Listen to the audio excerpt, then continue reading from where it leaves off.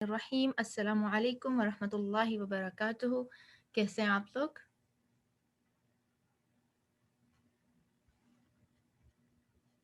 الحمد للہ. آپ لوگوں کا دن کیسا گزرا؟ الحمد للہ. چلیں دعا کے ساتھ اپنے سیشن کا آغاز کریں گے. نحمدہ و نصلی علی رسولہ الکریم. اما بعد فاعوذ باللہ من الشیطان الرجیم. بسم اللہ الرحمن الرحیم. رب اشرح لی صدری ویسر لی امری واحلل عقدۃ من لسانی یفقہوا قولی. اللہم فقہنا فی الدین. رب یسر ولا تعسر وتمم بالخیر. اللہم انفعنا بما علمتنا وعلمنا ما ينفعنا وزدنا علما. اللہم اجعل عملی کلہ صالحا واجعلہ لوجہک خالصا ولا تجعل لأحد فیہ شیئا. آمین الہی آمین. اچھا جی، انشاءاللہ جو یسٹرڈے ہم دعا کر رہے تھے اسی کا جو فرسٹ ہاف ہے ہم اسے مکمل کریں گے. خوبصورت دعا ہے. اور آپ میں سے جو لوگ رجسٹرڈ اسٹوڈنٹ ہیں، کیا وہ اپنے ڈیش بورڈ پہ لاگ ان کر سکتے ہیں؟ آپ نے کوشش کی؟ الحمدللہ. تو جب آپ ریکارڈنگ میں جائیں گے نا تو آپ کو یسٹرڈے کے لیسن کی ریکارڈنگ بھی مل جائے گی.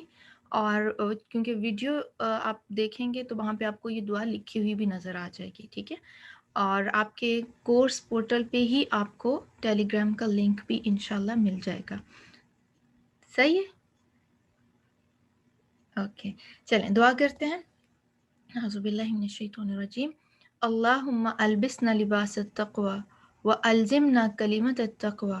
یہ دو پارٹ ہم نے کر لیے تھے نا کہ لباس التقوی کیا ہے اور کلمۃ التقوی کیا ہے. وجعلنا من اول النہی. ہمیں عقل والوں میں شامل فرما. تو اول النہی عقل والے. اور عقل والے کون ہوتے ہیں؟ جن کو اپنے خالق کی پہچان ہوتی ہے، جن کو اپنے مالک کی پہچان ہوتی ہے، جو اس بات کی ریئلائزیشن رکھتے ہیں کہ جس نے مجھے ساری نعمتیں دی ہیں، میں نے جھکنا بھی اسی کے آگے ہے. ہم اس ایسے انسان کو تو عقل مند نہیں کہیں گے جو نوکر تو کسی اور کو اور خدمت کسی اور کی کرے. کیا ہم ایسے کسی شخص کو عقل مند کہہ سکتے ہیں؟ یا جو کام کرنے کا ہے وہ نہ کرے اور اس کے اپوزٹ کرے تو ہم یہ کہتے ہیں نا بے وقوف ہے. تو اللہ تعالیٰ سے یہ بھی دعا مانگنی ہے کہ ہمیں عقل والوں میں شامل فرما. وَأَمِتْنَا حِينَ تَرْضَىٰ. اور یہ اتنی خوبصورت دعا ہے. وَأَمِتْنَا حِينَ تَرْضَىٰ. انسان اپنی زندگی میں بہت سارے لمحات ایسے گزارتا ہے جب وہ خود بھی خوش نہیں ہوتا اپنے کسی کام سے، اپنی صحت سے، اپنی حالت سے. رائٹ. تو اللہ تعالیٰ کے پاس ہم نے جب جانا ہے تو الٹیمیٹلی جو ہماری اینڈنگ ہے وہ کیسی ہونی چاہیے؟ بہترین، خوبصورت، اہل جنہ میں سے جن کا آسان حساب ہو، جو صراط پہ آسانی سے گزر جائیں. تو وہ کب ہو سکتا ہے؟ جب اللہ تعالیٰ ہم سے راضی ہوں گے. ہم کتنی بھی ایفرٹ کر لیں لیکن جب تک اللہ ہم سے راضی نہیں ہے نا تو ہمارے پاس کچھ بھی نہیں ہے. تو ایسی گھڑی میں موت کا آنا جب اللہ تعالیٰ راضی ہوں بہت ہی زیادہ ایک بلیسنگ والی بات ہوگی. تو وہ کیسے آئے گی؟ جب ہم اللہ تعالیٰ سے اپنا کنیکشن رکھیں گے اور دعا کرتے رہیں گے. وَأَمِتْنَا حِينَ تَرْضَىٰ وَأَدْخِلْنَا جَنَّةَ الْمَأْوَىٰ. اور ہمیں جنت المأویٰ میں داخل فرما، جو کہ ایک ٹھکانہ ہے سب کے الٹیمیٹ جانے کی. سب انسان جو کہ متقی، نیک، جن سے اللہ تعالیٰ خوش ہوں گے وہاں پہ جائیں گے. وَجَعَلْنَا مِمَّنْ بَرًّا وَاتَّقَىٰ. متقی لوگوں میں ہمیں شامل فرما. وصدق بالحسنى. جو کہ اچھی اور سچی بات کرتے ہیں نا، بھلائی کی تصدیق کرنے والے ہیں، نیکی کرنے والے ہیں. ونہى النفس عن الهوى.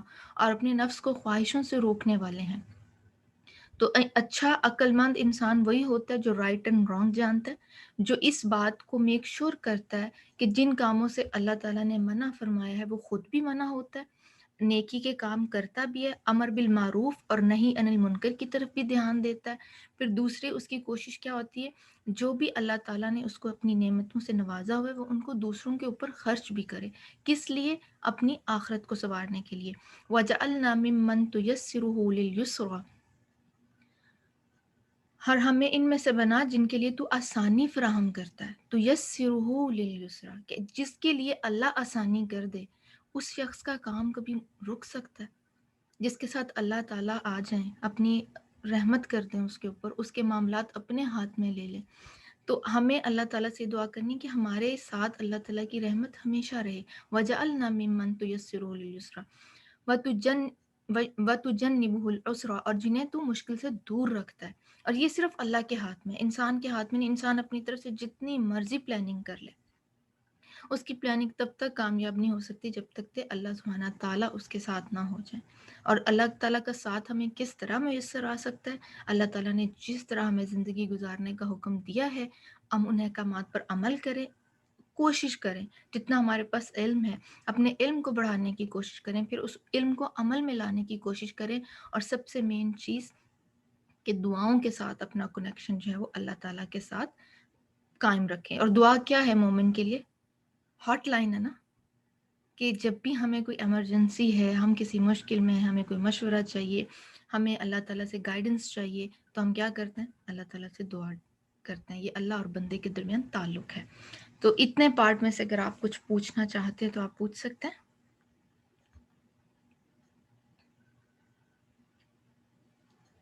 جی آپ لوگ اتنے حصے میں سے آپ کو کلیئر ہے؟ الحمدللہ۔ چلیں انشاءاللہ باقی کا جو پارٹ ہے ہم اگلے ویک کریں گے، اور مین وائل آپ لوگ اس کو دہراتے رہیں، دیکھ کے پڑھتے رہیں، اور اللہ تعالیٰ سے مانگتے رہیں۔ جامع دعا ہے، اور سنس ہم نے یسٹرڈے بھی پڑھا کہ پہلی ہی آیت میں 2 دفعہ تقوی کی بات کی گئی ہے نا، اور پھر یتیموں کے بارے میں احکامات ہے جو کہ ایک کمزور جو ہے معاشرے کا ایک فرد ہوتے ہیں، کمزور معاشرے کا نہیں، معاشرے کا کمزور فرد ہوتے ہیں۔ جی کانشیس، بہت کانشیس ہو کے ہمیں یہ دعا مانگنی ہے، اور ہم کسی کے ساتھ بھلائی تبھی کر سکتے ہیں جب ہمارے اپنے اندر تقوی موجود ہوگا۔ مشکل سے دور والا پوائنٹ، یعنی ہمیں مشکل سے دور کر دے۔ مشکل سے دور اس طرح کہ بعض دفعہ انسان کیا ہوتا ہے، اپنا راستہ بھولنے لگتا ہے، گمراہی کی طرف فیل نہیں ہوتا، لیکن اس کی کمپنی ایسی ہو جاتی ہے کہ اس کو مس گائیڈنس سٹارٹ ہو جاتی ہے، تو اللہ تعالیٰ اس سے بچانے والا ہے نا۔ الحمدللہ کلاس سٹارٹ ہوگی، ہم انشاءاللہ استاذہ کو جوائن کرتے ہیں۔ جزاکم اللہ خیرا کثیرا۔ السلام علیکم ورحمۃ اللہ وبرکاتہ۔ السلام علیکم ورحمۃ اللہ وبرکاتہ۔ نحمده ونصلی علی رسولہ الکریم، اما بعد فاعوذ باللہ من الشیطان الرجیم، بسم اللہ الرحمن الرحیم۔ رب اشرح لی صدری ویسر لی امری واحلل عقدۃ من لسانی یفقہوا قولی۔ قرآن مجید کا پڑھنا اللہ سبحانہ وتعالیٰ کی رحمت کو حاصل کرنے کا باعث ہے، خاص طور پر جب انسان اس کتاب کو سمجھ کر پڑھے اور اس پر عمل کرے۔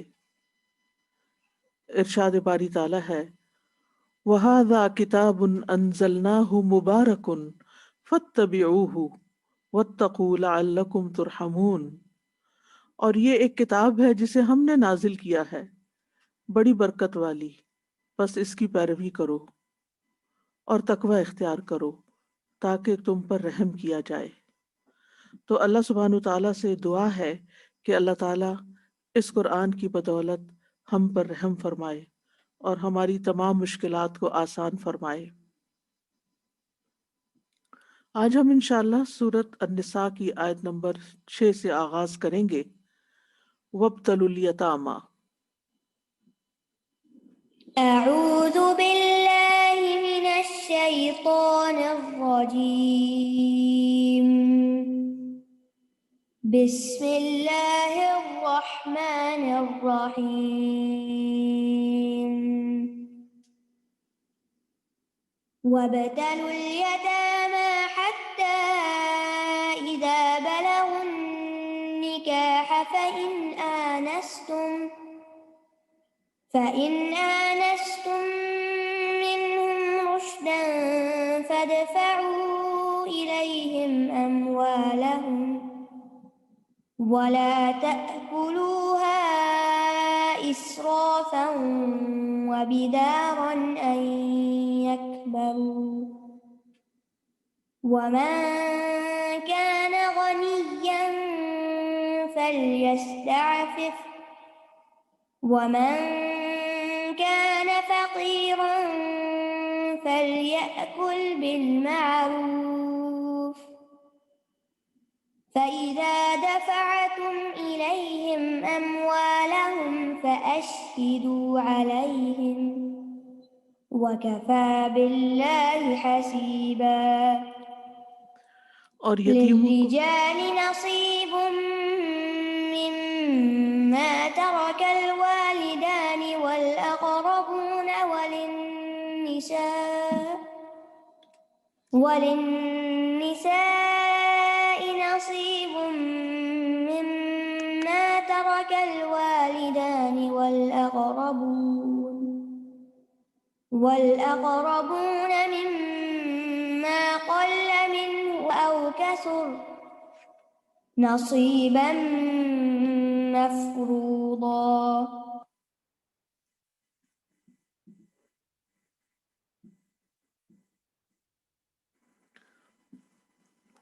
وابتلوا الیتاما، اور یتیموں کو آزماتے رہو،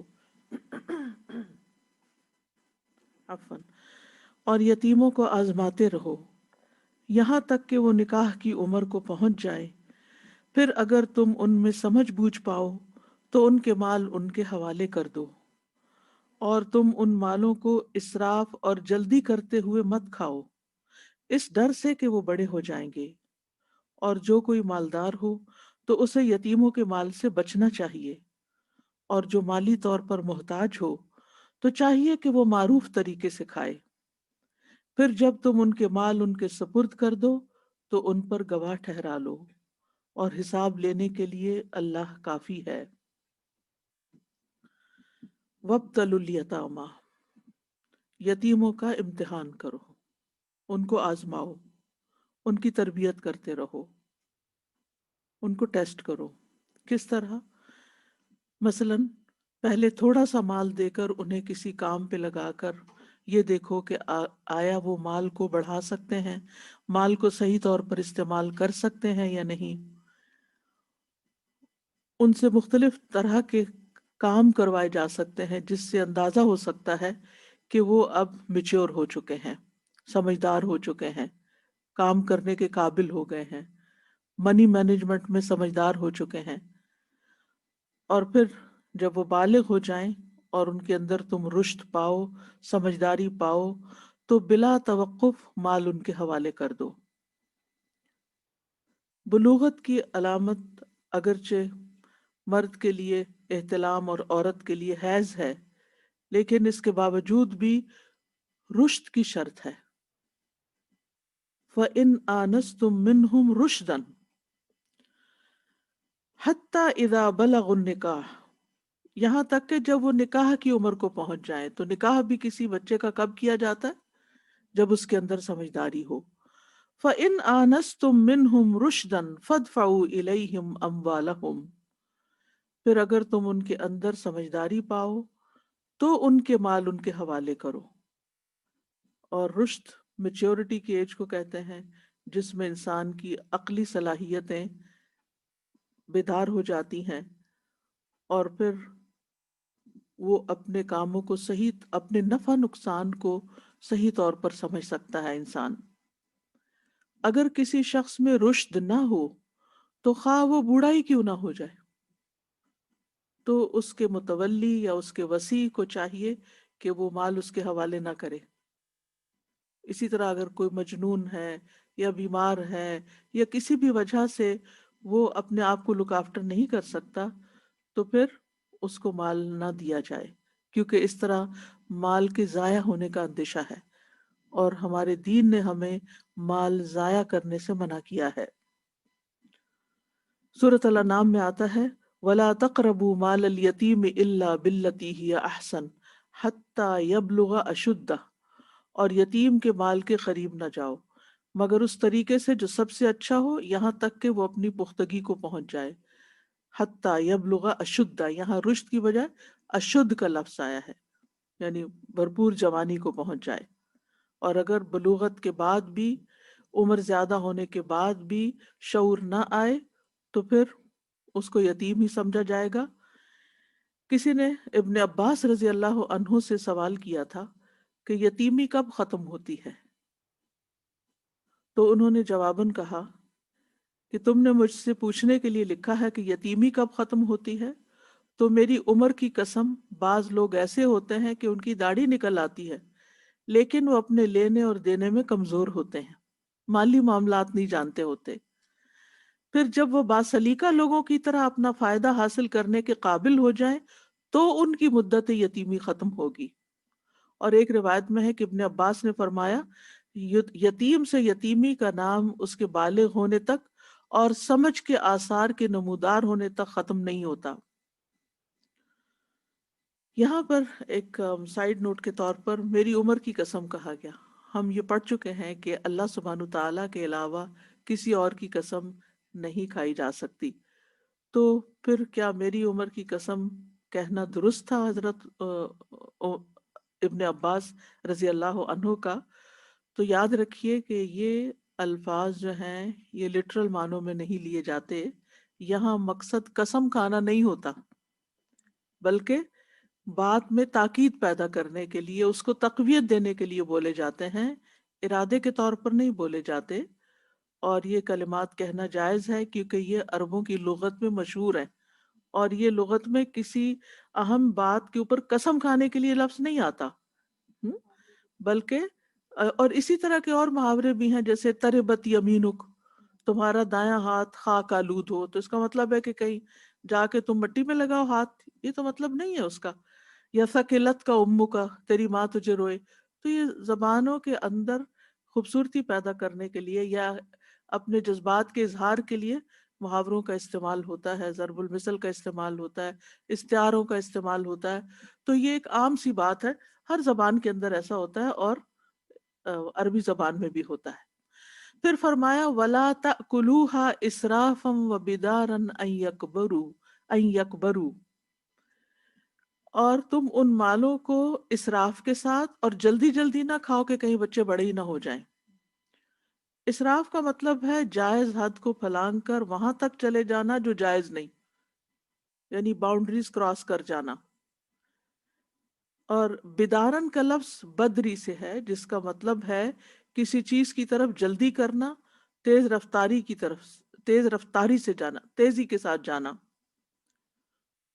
تو اسراف سے مراد یہاں پر کیا ہے؟ ناحق کھانا، یعنی جس کو اللہ نے تمہارے مال میں سے حلال ٹھہرایا ہے اس حد سے تجاوز نہ کرو، اور اس حد میں نہ گھسو جاؤ جس کو اللہ نے تمہارے لیے حرام قرار دیا ہے۔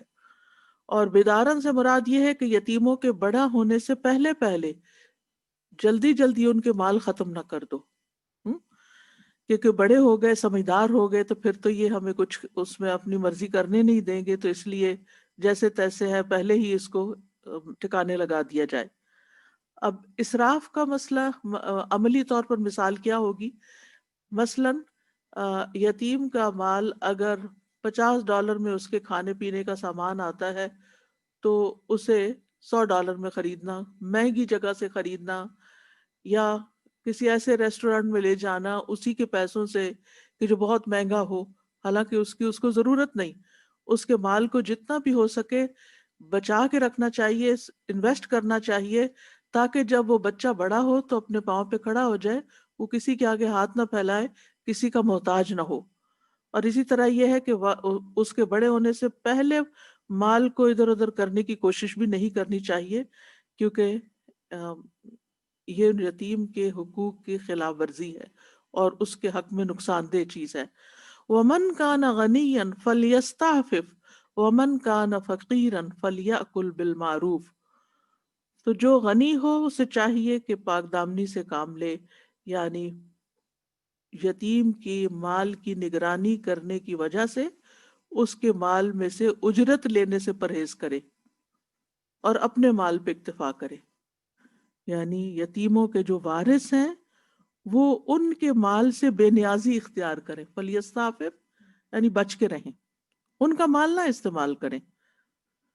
لیکن اگر کوئی شخص خود محتاج ہے، خود فقیر ہے، ضرورت مند ہے، یا یہ کہ یتیم ایک سے زیادہ ہیں گھر میں بہن بھائی، اور ان کو لک آفٹر کرنے میں ہی اس کا وقت چلا جاتا ہے، اور ان کی ذمہ داریاں اتنی ہیں کہ کہیں اور پوری طرح جاب نہیں کر سکتا، کام نہیں کر سکتا، تو پھر ان کے لک آفٹر کے نتیجے میں وہ اجرت لے سکتا ہے، لیکن وہ اجرت کسی پرسنٹیج کے ساتھ یہاں نہیں بتائی گئی، بلکہ بالمعروف کہا کہ جو کسی بھی کلچر کے اندر، کسی بھی سوسائٹی کے اندر ایک نارم ہوتا ہے یا اس طرح کی ویجز ہوتی ہیں، اسی رینج میں وہ لے سکتا ہے. یعنی کہ مثلاً اس طرح کے ملتے جلتے کام پر کسی کو پر آور کیا ملتا ہے یا ایک لم سم اماؤنٹ کیا ہو سکتی ہے، اور اس کے لیے وہ کسی سے مشورہ بھی کر سکتا ہے. یہ نہیں کہ بچے کا مال بھی اس کے اکاؤنٹ میں ہے اور پھر کارڈ بھی اسی کے پاس ہے اور مرضی بھی اس کی، اور بچے کو اپنا کچھ پتہ نہیں، اور جیسے تیسے چاہے وہ اپنے لیے نکالے اور بچے پہ زیادہ زیادہ خرچ کر کے اس کو ختم کر کے رکھ دے. تو یہ درست نہیں. تو حقیقت یہ ہے کہ یتیم کے مال کا سرپرست بننا جو ہے یہ ایک بڑی اہم ذمہ داری ہے، ایک بہت سینسیٹیو معاملہ ہے، اور ہر ایک کو یہ ذمہ داری لینی بھی نہیں چاہیے. جو شخص یہ نبھا نہ سکے وہ یہ ذمہ داری نہ لے. ابو ذر کہتے ہیں کہ رسول اللہ صلی اللہ علیہ وسلم نے فرمایا، اے ابو ذر، میں تمہیں ضعیف اور ناتواں خیال کرتا ہوں، اور بے شک میں تمہارے لیے وہی پسند کرتا ہوں جو اپنے لیے پسند کرتا ہوں. تم دو آدمیوں پر بھی حاکم نہ بننا اور نہ یتیم کے مال کا والی بننا. پھر کیونکہ اگر کسی کو خود ہی حساب کتاب نہیں آتا، یا وہ اس کی ہمت صحت طاقت نہیں، یا وہ اس کا ایپٹیچیوڈ نہیں، تو پھر اس کو ایسی ذمہ داری نہیں لینی چاہیے. کیونکہ ہوتا یہ ہے کہ جب ہم یہ سنتے ہیں نا کہ یتیم کی پرورش کرنے والے کا یہ اجر و ثواب ہے، وہ جنت میں نبی صلی اللہ علیہ وسلم کے ساتھ ہوں گے، تو ہمارے دل پسیج جاتے ہیں، تو ہمیں بھی شوق آ جاتا ہے کہ ہم بھی کسی یتیم کو پال لیں، اس کو اڈاپٹ کر لیں، یا اس کو اپنے گھر لے آئیں، یا اس کا کسی ایسی جگہ والنٹیئر کریں، حالانکہ ہمیں آتا جاتا کچھ نہیں اور ہم اس کام کے قابل ہی نہیں. تو اس سے ایک جنرل رول بھی نکلتا ہے کہ جس کام کے انسان قابل نہ ہو اس کام کی ذمہ داری نہیں لینی چاہیے، تاکہ انسان اللہ کے ہاں جواب دہ نہ ہو. تو بہرحال یہاں بڑی اہم بات کی گئی ہے، اور وہ یہ کہ یتیم کے مال میں فضول خرچی بھی نہیں کرنی چاہیے، جلد بازی بھی نہیں دکھانی چاہیے، نہ اس کے مال میں سے کما کے اپنا مال بڑھانا چاہیے، جیسا کہ نبی صلی اللہ علیہ وسلم نے فرمایا. فَإِذَا دَفَعْتُمْ إِلَيْهِمْ أَمْوَالَهُمْ فَأَشْهِدُوا عَلَيْهِمْ. یہاں مزید ایک بڑی اہم ہدایت دی گئی کہ جب تم ان کے مال ان کے حوالے کرو تو ان پر گواہ بھی بناؤ، یعنی گواہوں کے سامنے مال واپس کرو. کیوں؟ تاکہ کل تم پر کوئی الزام نہ آئے کہ تم مال کھا گئے ہو. یہاں اللہ تعالیٰ نے گواہوں کی تعداد مقرر نہیں کی، لیکن دوسرے مواقع پر مالی معاملات میں گواہوں کی تعداد کا ذکر آتا ہے، جیسے سورۃ البقرہ میں آتا ہے قرض کے معاملے میں، وَاسْتَشْهِدُوا شَهِيدَيْنِ مِن رِجَالِكُمْ فَإِن لَّمْ يَكُونَا رَجُلَيْنِ فَرَجُلٌ وَامْرَأَتَانِ مِمَّن تَرْضَوْنَ مِنَ الشُّهَدَاءِ أَن تَضِلَّ إِحْدَاهُمَا فَتُذَكِّرَ إِحْدَاهُمَا الْأُخْرَىٰ. اور اپنے مردوں میں سے 2 گواہوں کو گواہ بنا لو، پھر اگر 2 مرد نہ ہو تو 1 مرد اور 2 عورتیں، ان لوگوں میں سے جنہیں تم گواہوں میں سے پسند کرتے ہو، جن پر ٹرسٹ کرتے ہو یا جن کے ساتھ تم کمفرٹیبل ہو، اس لیے کہ دونوں سے ایک بھول جائے تو ان میں سے ایک دوسری کو یاد دلا دے. وَكَفَى بِاللَّهِ حَسِيبًا. اور اللہ ہی حساب لینے والا اور گواہ کافی ہے. یعنی اللہ سبحانہ تعالیٰ والیوں کو اس وقت بھی دیکھ رہا ہوتا ہے جب وہ یتیموں کے مال کی حفاظت کرتے ہیں، اور اس وقت بھی دیکھ رہا ہوتا ہے جب وہ اس کو استعمال کر رہے ہوتے ہیں، اس وقت بھی دیکھتا ہے جب وہ مال ان کے حوالے کر رہے ہوتے ہیں. یعنی یہ اوپر جتنی بھی ہدایات ہیں، تو آخر میں یہ فرمایا کہ اللہ سبحانہ تعالیٰ ان سب پر حسیب ہے. اور یہاں اللہ سبحانہ تعالیٰ کے جو نام الحسیب آیا ہے، یہ اس پورے یعنی اس سچویشن کے مطابق بہت ہی زبردست نام ہے کہ انسان پھر اللہ سے ڈر کے اور اللہ کے حساب کتاب کی فکر کر کے اپنے سارے معاملات درست رکھے.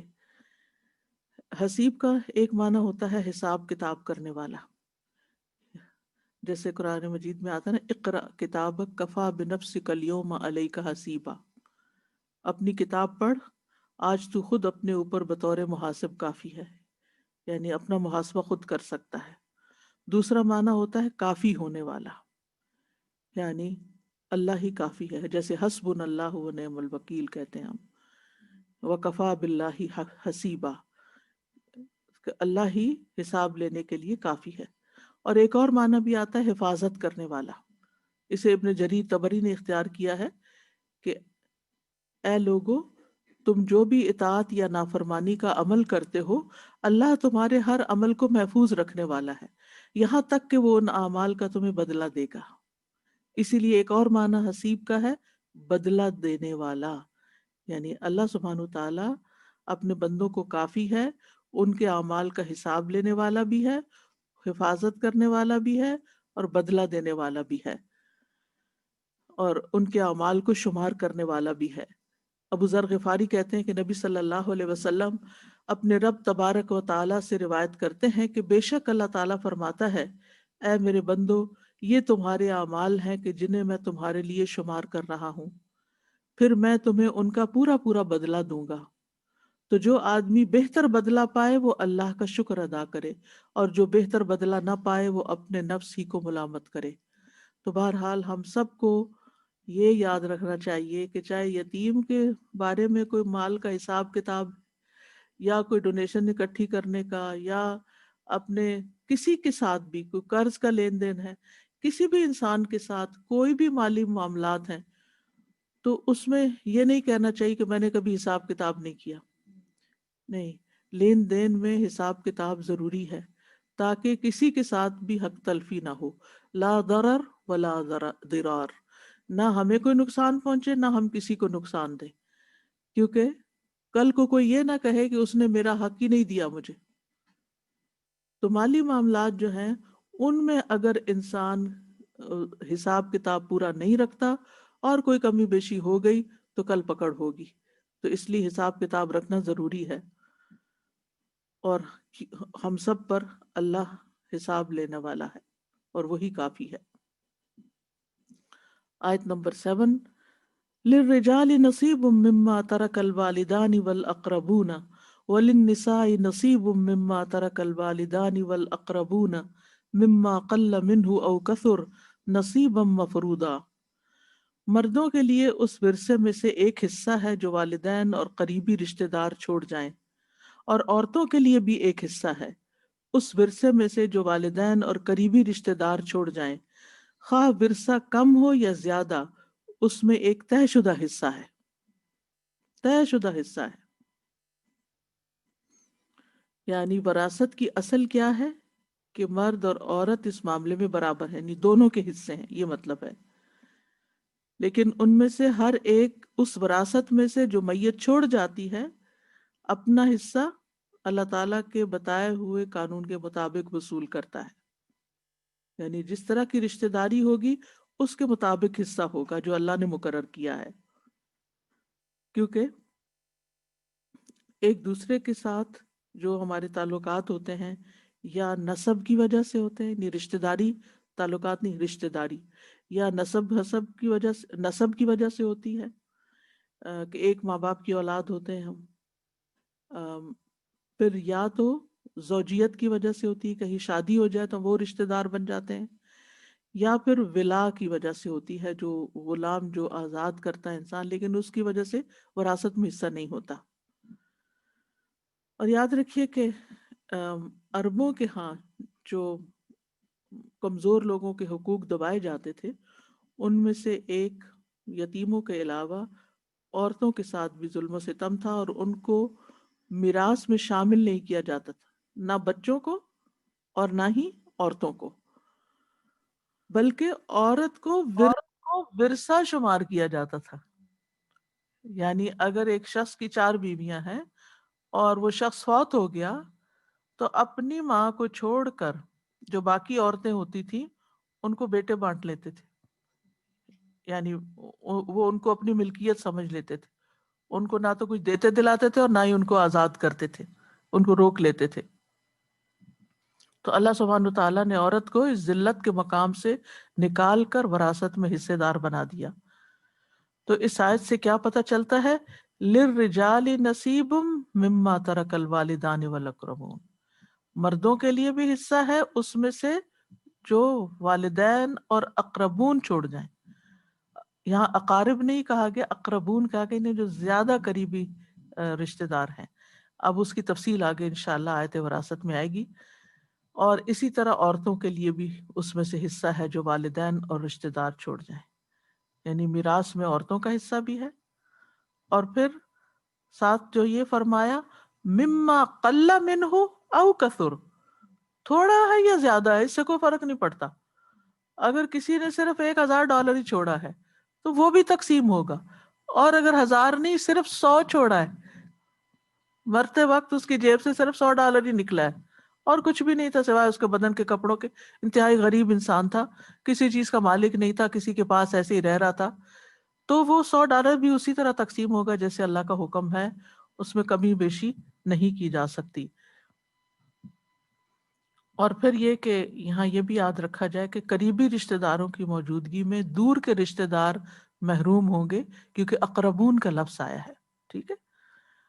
اور عورتوں کے علاوہ جیسے اس معاشرے میں چھوٹے لڑکوں کو بھی وراثت سے محروم رکھا جاتا تھا، اور وراثت صرف ان کو ملتی تھی، ورثہ صرف ان کو ملتا تھا جو لڑنے والے بیٹے ہوتے تھے، یعنی بڑے ہوتے تھے، جوان ہوتے تھے، جنگ میں حصہ لے سکتے تھے، انتقام لینے کے اہل ہوتے تھے.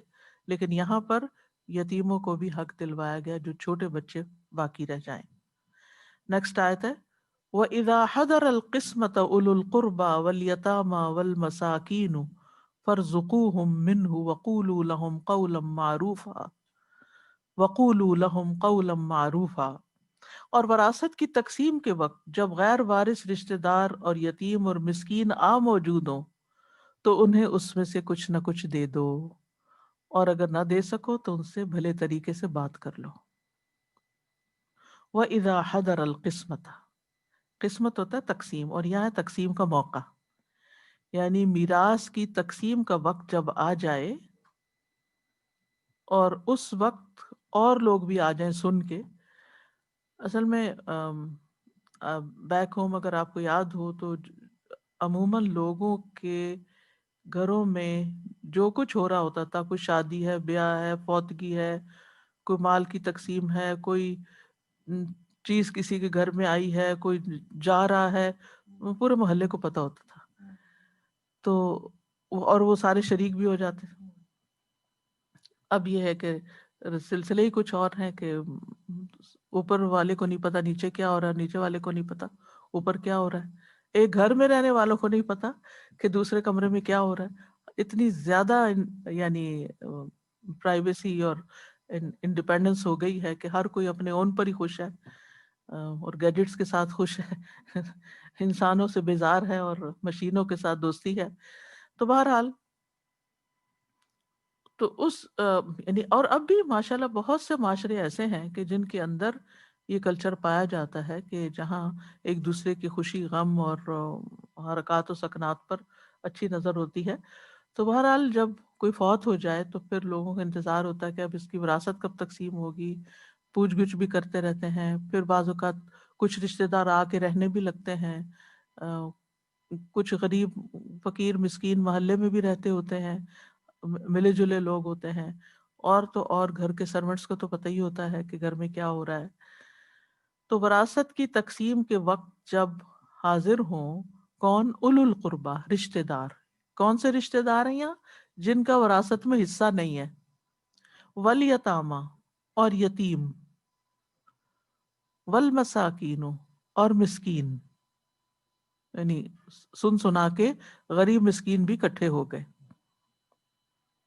حتیٰ کہ یہاں تک ہوتا ہے کہ اگر کسی گھر میں بیٹا پیدا ہوا ہے تو بھی غریب مسکین آ کے دروازہ کٹکھٹاتے ہیں کہ اللہ نے آپ کو خوشی دی ہے تو اس کے بدلے میں کچھ صدقہ کریں یا کچھ دیں یا بانٹیں. بہرحال تو پھر کیا کرو؟ فَارْزُقُوهُم مِّنْهُ، تو ان کو اس میں سے کچھ نہ کچھ دے دو. اور یتیم اور مسکین کا معنی تو آپ کو آتا ہی ہے کہ یتیم کہتے ہیں جس کا باپ نہ ہو اور وہ بچہ نابالغ ہو. اور مسکین کس کو کہتے ہیں؟ غریب کو، جسے ہماری اردو میں غریب کہتے ہیں، غریب لوگ. اور فقیر بھی اس کے لیے استعمال ہوتا ہے. فقیر جو ہوتا ہے وہ انتہائی غریب کو کہتے ہیں، جس کے پاس کچھ بھی نہیں، کمر ٹوٹی ہوئی ہے غربت سے. اور مسکین جو ہے اس کے پاس ہے لیکن ضروریات پوری نہیں ہوتی، ادھر سے کھینچتا ہے تو ادھر چھٹ جاتا ہے، ادھر سے ادھر. بہرحال یعنی یتیم، مسکین، فقراء میں سے جو مستحق لوگ ہیں، جب وہ آئے تو ان کو، ان کے ساتھ احسان کرو، ان کے ساتھ نیکی کرو، ان کو بھی تقسیم کے وقت کچھ نہ کچھ دے دو. ہمارا دین جو ہے وہ ہمیں ہر موقع پر یتیم مسکین کا خیال رکھنے کا حکم دیتا ہے. ابو درداء کہتے ہیں کہ میں نے رسول اللہ صلی اللہ علیہ وسلم کو فرماتے ہوئے سنا، تقسیم کے وقت میرے لیے ضعفاء اور کمزور لوگوں کو تلاش کرو، ہمارا دین، کیونکہ تم لوگ اپنے کمزور لوگوں ہی کے ذریعے سے رزق دیے جاتے ہو اور مدد کیے جاتے ہو. پچھلے دنوں جو بکری والی حدیث پڑھائی تھی تو میں نے یہ حدیث بعد میں پڑھی ہے، تو میں نے کسی کو کہا کہ میرے لیے غریب مسکین لوگ تلاش کرو کیونکہ ان کو بکری دینی ہے دودھ والی. تو جب میں نے یہ حدیث پڑھی تو میں حیران ہو گئی کہ کس طرح اللہ کے رسول صلی اللہ علیہ وسلم فرماتے ہیں کہ میرے لیے ضعیف اور کمزور لوگ تلاش کرو، ڈھونڈ کے لاؤ، اور ہم ان سے چھپتے اور بچتے پھرتے ہیں.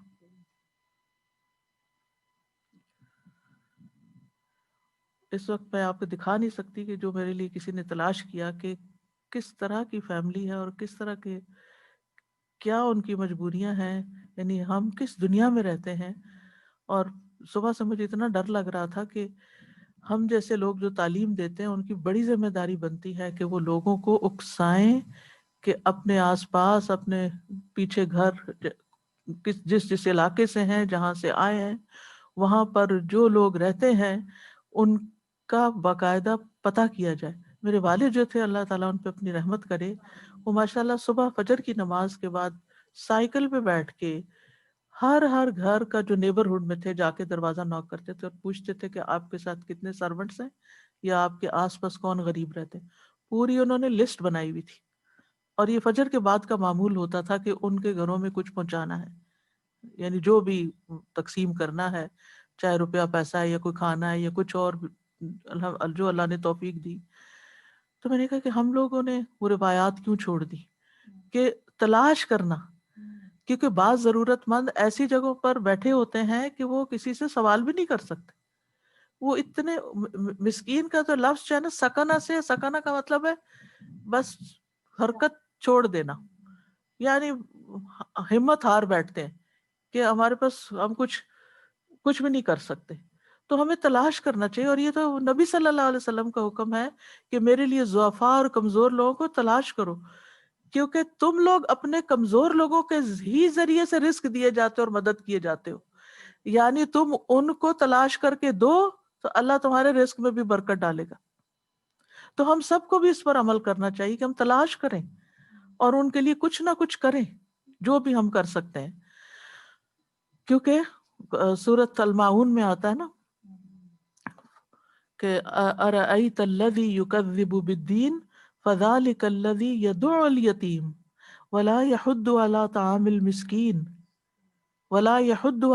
المسکین یعنی وارننگ ہے اس کے لیے، ویل ہے اس کے لیے، ہلاکت ہے اس کے لیے جو مسکین کو کھانا کھلانے کی ترغیب نہیں دیتا، یعنی دوسروں کو بھی نہیں یعنی نہ خود دیتا نہ کسی اور کو کہتا ہے، دوسروں کو احساس نہیں دلاتا. تو بہرحال اگر سارے جتنے بھی کھاتے پیتے لوگ ہیں وہ سارے اس بات کی فکر کریں اور ایسے لوگوں تک پہنچیں تو کوئی بھوکا نہ سوئے. لیکن ہم صرف اپنی چھوٹی چھوٹی باتوں کے غم میں ایسے گم ہیں کہ ہمیں دوسروں کی پرواہ ہی نہیں رہی، اور جو دوسروں کے غم میں لگ جاتا ہے نا اس کے اپنے غم ختم ہو جاتے ہیں، جو دوسروں کی فکر میں لگ جاتا ہے اس کی اپنی فکر چلی جاتی ہے. یہ فکر آج کیوں اور بندہ ڈپریشن کا شکار ہے کہ دنیا ہم نے اکٹھی کر لی، ہم نے سمجھا ہماری جنت یہاں آ گئی، اب ہم خوش ہو کے انجوائے کریں، لیکن دل کی خوشی چلی گئی کیونکہ ہم نے اوروں کی پرواہ چھوڑ دی. جب انسان کسی کی مدد کرتا ہے کسی بھی طرح، کسی کا دل خوش کرتا ہے، اس کا تو خوش ہوتا ہے لیکن اپنے اندر سے ایسے ہارمونز ریلیز ہوتے ہیں کہ انسان کے اندر ایک خوشی بھر جاتی، بھلا وہ کسی کا کر رہا ہوتا ہے. اسی لیے قرآن کہتا ہے ان احسنتم احسنتم لانفسکم، اگر تم نے احسان کیا، کسی کے ساتھ نیکی کی، تو اصل میں اپنے اوپر احسان کیا. تمہارا اپنا آپ خوبصورت ہو جائے گا، تم کسی کی بھلائی کرو. تو بہرحال یہاں پر کیا کہا جا رہا ہے کہ جب سارے لوگ اپنے اپنے حصے لے رہے ہوں. مجھے یاد ہے جب ہماری ساس کا ورثہ تقسیم ہوا تھا تو پورے صحن میں ان کی چیزیں رکھی ہوئی، جیسے پہلے زمانے میں وہ دلہن کا جہیز نہیں پھیلتا تھا، ایسے ہی ان کے برتن، ان کے کپڑے، ان کی جو بلانگنگس ساری پھر ان کے حصے کیے گئے، پھر جو بھی وارث تھے ان کو ملے. تو اب ایسی جگہوں پر جب گھروں میں بڑے بڑے صحنوں کے اندر چیزیں بکھیری بھی ہوں اور غریب مسکین آ کے کھڑے ہو جائیں اور دیکھ رہے ہوں اور ان کے دل میں طمع ہو، ہائے ان کے پاس یہ بھی ہے وہ بھی، کیونکہ وہ تو پھر پیٹیوں سے بھی سامان نکلتا ہے نا جب ورثہ تقسیم ہوتا ہے. اس کو امیجن کریں، یعنی پریکٹیکلی اگر آپ دیکھیں تو وہ پیٹیوں میں تو کئی نئی چیزیں ڈال ڈال کے رکھی ہوئی ہوتی ہیں، یہ اس کو دوں گا وہ اس کو کروں. ہم سب کچھ نہ کچھ سیو کرتے ہیں اور کرنا بھی چاہیے، کوئی منع نہیں ہے اپنے بچوں کے لیے یا کسی کو دینے کے لیے. تو بہرحال اللہ کا کیا ہو، اللہ سبحانہ و تعالیٰ کا حکم کیا، فَارْزُقُوهُم مِّنْهُ، اس کے اندر میں سے ان کو بھی کچھ دو، ان کے ساتھ بھی احسان کرو. اور دینے میں پھر کیونکہ ان کے دل میں اس مال کی ہرس ہوتی ہے. اور ویسے بھی ہمارا دین ہمیں یہ سکھاتا ہے کہ جو طمع رکھے نا اس کو کچھ نہ کچھ ضرور دو. یعنی خاندان میں مثلا اللہ نے آپ کو دیا ہے، روزی دی ہے، آپ کے پاس جاب ہے، آپ کے پاس مال ہے، تو جو خاندان کے غریب لوگ ہوتے ہیں نا وہ آپ پہ نظر رکھتے ہیں کہ ان کے پاس ہے یہ ہمیں کیوں نہیں دیتے. ایک وہ دل میں ہوتی ہے نا ایک کسک سی ہوتی ہے. اور بہت سے خاندانوں میں لڑائیاں جھگڑے فساد اس وجہ سے بھی ہوتے ہیں، اور وہ رشتہ داریاں اس وجہ سے بھی کٹتی ہیں کہ وہ جن کے پاس ہوتا ہے وہ ان کو پوچھتے نہیں ہیں جن کے پاس نہیں ہوتا. تو یہ ہم سب کا بہرحال فرض بنتا ہے اور اپنے ہی فائدے میں ہے کہ کچھ نہ کچھ اس وقت دوسروں کو بھی دینا چاہیے. اور جب آپ یعنی کہ کوئی چیز استعمال کر رہے ہوں اور آپ اس کیپیسٹی میں ہوں کہ آپ دوسرے کو بھی یعنی یہ نہیں کہا کہ سارا ہی دے دو، دے سکتے ہیں تو بہت اچھا، لیکن اگر آپ اس کو بھی کچھ دیں تو اس کا لحاظ رکھیں.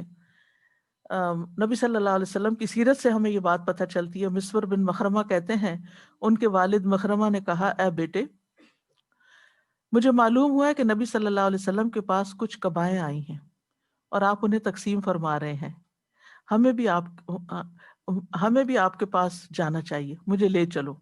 وہ کہتے ہیں ہم گئے اور نبی صلی اللہ علیہ وسلم کو ان کے گھر میں ہی پایا.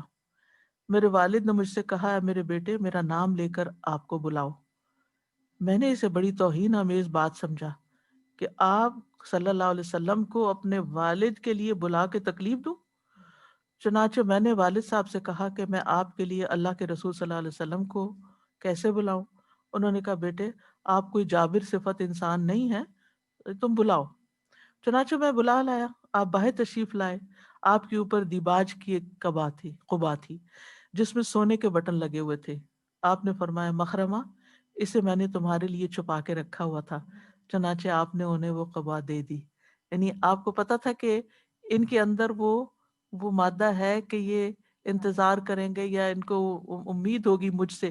تو کچھ لوگ جن کو آپ سے امید ہو کہ آپ ان کو کچھ دیں گے تو پھر آپ ان کو دیا کریں. یعنی اس حدیث سے یہ بات پتہ چلتی ہے. اسی طرح یہ ہے کہ بعض اوقات ہم کہتے ہیں کہ نظر بد لگ گئی اور نظر لگ گئی اور کام خراب ہو گیا. اور نظر کیوں لگتی ہے؟ نظر بھی اس وقت لگتی ہے جب آپ سب کچھ اپنے لیے سمیٹ لیتے ہیں اور دوسرے کو اس میں سے نہیں دیتے.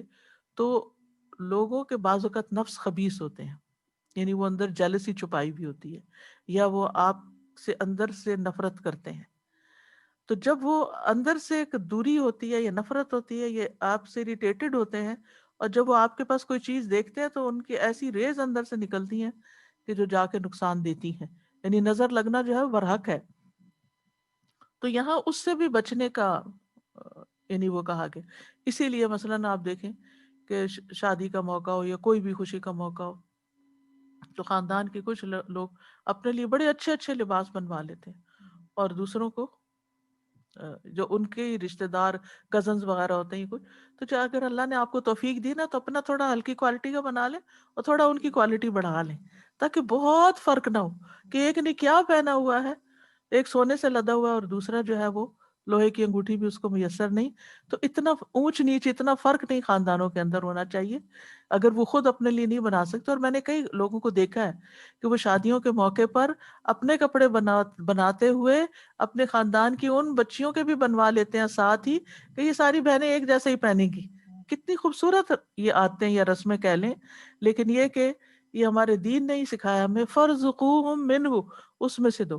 اسی طرح بعض علماء یہ کہتے ہیں کہ اگر آپ کچھ کھا پی رہے ہیں اور کوئی بلی یا کوئی جانور بھی آ گیا آپ کے پاس، کوئی جیسے گھروں میں اسٹرے کیٹس ہوتی ہیں، تو وہ گھوم گھما کے آ جائے اور پھر وہ ایسے ہی بیٹھ کے تو آپ کو دیکھنے لگتی ہیں کہ یہ کھا رہے ہیں، خاص طور پہ اگر آپ گوشت کھا رہے ہوں یا کچھ، تو وہ کہتے ہیں کہ ان کے نفس بھی بعض خبیث ہوتے ہیں جیسے انسانوں کے ہوتے ہیں، اور جانوروں کی بھی نظر لگتی ہے. تو اس لیے کھاتے ہوئے کچھ نہ کچھ ادھر بھی ڈالو. اسی طرح جیسے طوطا ہے، پرندہ ہے، طوطا چشم سنا ہوگا. تو بہرحال اس سے یہ کہ یہ ہمارے دین کی جتنی بھی یہ تعلیمات ہیں بہت ہی خوبصورت ہیں، اور ہمیں دنیا اور آخرت دونوں کے نقصان سے بچانے کے لیے. اور صرف کھانے کو ہی نہیں دو، فَارْزُقُوهُم مِّنْهُ ہی نہیں کافی.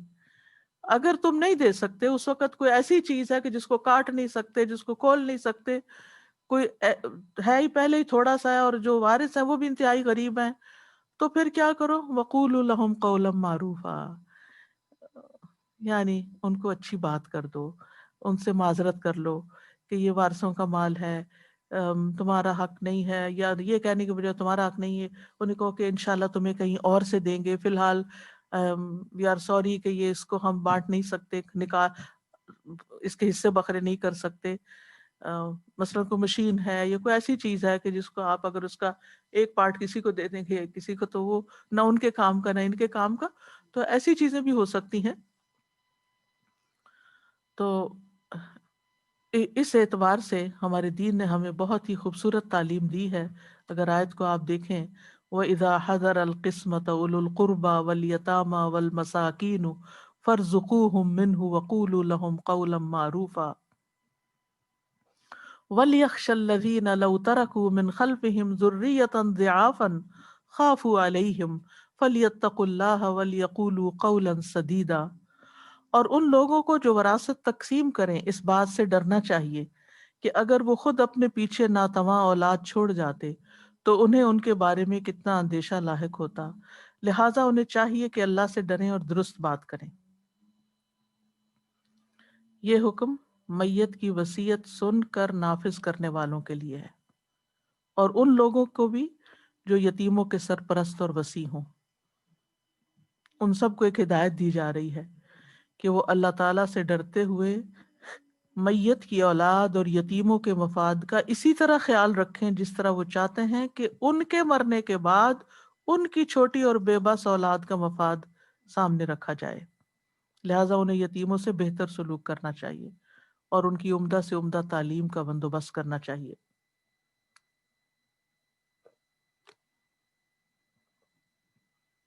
تو وَلْيَخْشَ الَّذِينَ، چاہیے کہ ڈریں، ڈرنا چاہیے. لو ترکو من خلف، یعنی یہ جو اوصیاء ہیں یا وصی ہیں ان کو ڈرنا چاہیے جو وصیت امپلیمنٹ کر رہے ہیں، کہ اگر وہ دنیا میں نہ ہوں تو ان کے بچوں کے ساتھ کیسا سلوک کیا جائے. تو ایسا ہی سلوک پھر ان کو یتیموں کے ساتھ کرنا چاہیے، انصاف سے کام لینا چاہیے، اور ایسا فیصلہ کرنا چاہیے جو ہم اپنے لیے کرتے ہیں. نبی صلی اللہ علیہ وسلم نے فرمایا تم میں سے کوئی شخص مومن نہیں ہو سکتا یہاں تک کہ وہ اپنے بھائی کے لیے یا فرمایا اپنے پڑوسی کے لیے بھی وہی پسند کرے جو وہ اپنے لیے پسند کرتا ہے. فَلْيَتَّقُوا اللَّهَ وَلْيَقُولُوا قَوْلًا سَدِيدًا، چاہیے کہ اللہ سے ڈریں اور چاہیے کہ سیدھی بات کریں، درست بات کریں. یعنی دوسروں کی سرپرستی کرنے میں اللہ سے ڈریں، اللہ کا تقوی اختیار کر کے ہی صحیح طور پر حق ادا کیا جا سکتا ہے. یعنی ان کے ساتھ وہ سلوک کریں جو تقوی پر مبنی ہو، اس میں ان کی اہانت نہ ہو اور ان کے ساتھ ایک سیکنڈ کلاس سٹیزن کا سلوک نہ کیا جائے، بلکہ جیسے اپنے بچوں کے ساتھ کوئی کرتا ہے ایسا ہی معاملہ ان کے ساتھ کیا جائے۔ لیکن اگر وہ ناجائز مطالبے کریں یا کوئی غلط بات کریں تو اس وقت پھر صحیح بات ان کو سمجھاؤ، یعنی یقول قولا سدیدا۔ یہ قولا سدیدا جو ہے اس کی اہمیت کا اندازہ اس سے ہوتا ہے کہ سورۃ الاحزاب میں بھی ہمیں حکم دیا گیا، یا ایھا الذین آمنوا اتقوا اللہ وقولوا قولا سدیدا یصلح لکم اعمالکم ویغفر لکم ذنوبکم ومن یطع اللہ ورسولہ فقد فاز فوزا عظیما۔ اے لوگو جو ایمان لائے ہو، اللہ سے ڈرو اور بالکل سیدھی بات کہو، وہ تمہارے اعمال درست کر دے گا اور تمہارے لیے تمہارے گناہ بخش دے گا، اور جو اللہ اور اس کے رسول کی فرما برداری کرے تو یقیناً اس نے کامیابی حاصل کر لی، بہت بڑی کامیابی۔ اب یہ قول سدید ہوتا کیا ہے، مثال سے وضاحت کرتی ہوں۔ سدید کا لفظ جو ہے نا صد سے ہے، صد ڈیم کو بھی کہتے ہیں، بند کو کہتے ہیں، یعنی ایسی دیوار جس میں کوئی رخنا نہ ہو، کوئی دراڑ نہ ہو۔ جب بند باندھتے ہیں نا تو وہ ایسا ایسا بند باندھتے ہیں کہ تھوڑا سا بھی رکھنا اس میں نہیں ہوتا، کیونکہ اگر وہ رکھنا ہوگا تو پانی رسنا شروع ہوگا تو وہ بند ہی ٹوٹ جائے گا اور کام خراب ہو جائے گا۔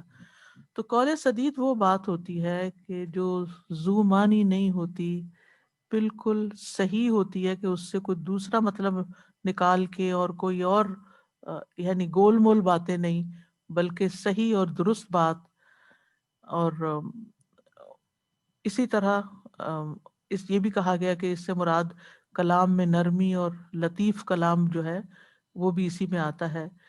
ہر وہ بات جو خیر خواہی پر مبنی ہو اور صحیح ترین مشورہ جو انصاف کے ساتھ ہو، چاہے وہ دوسرے کو اچھا نہ بھی لگے، یعنی کہ بدتمیزی سے بات کرے انسان، لیکن بعض اوقات کوئی شخص آتا ہے نا تو اپنا پلان بتاتا ہے کہ مجھے یہ بھی کرنا ہے، ایسے کرنا ہے، ایسے کرنا ہے، اور آپ دیکھ رہے ہیں کہ یہ جو پلان بتا رہا ہے یہ فیزیبل نہیں ہے، تو آپ کو چاہیے کہ آپ اسے کہیں کہ یہ کچھ وائبل نہیں ہے، یہ ہو نہیں سکتا، آپ اس طرح نہیں، اس طرح کر لیں، اور انتہائی ایمانداری کے ساتھ، خیر خواہی کے ساتھ۔ یہ نہیں کہ کوئی صحیح بات کر رہا ہے تو اس کو الٹا دیں تاکہ یہ کامیاب نہ ہو، اس طرح کا معاملہ نہیں کرنا چاہیے۔